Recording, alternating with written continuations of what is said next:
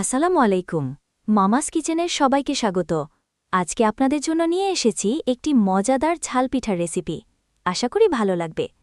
প্রথমে একটি হাঁড়িতে পানি দিয়ে চুলায় বসাবো। এরপর একে একে মশলা দিব।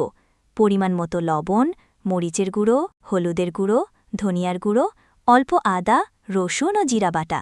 সব উপকরণ দিয়ে কিছুক্ষণ ভালোভাবে চাল করে নিতে হবে। যখন পানি ফুটে উঠবে তখন এর মধ্যে চাউলের গুঁড়ো দিয়ে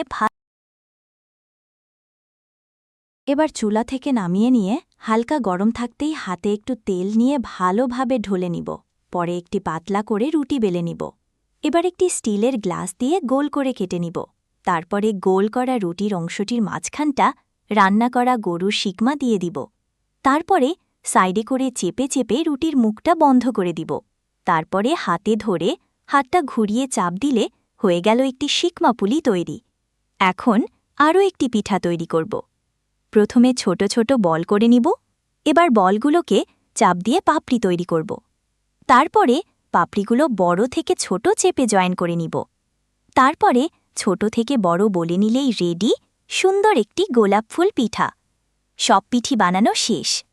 তখন ডুবো তেলে ভেজে নিলেই তৈরি মজাদার ঝাল পিঠার রেসিপি। আশা করি রেসিপিটি আপনাদের ভালো লাগছে। ভালো লাগলে চ্যানেলটি সাবস্ক্রাইব করবেন এবং লাইক কমেন্ট করে পাশে থাকবেন।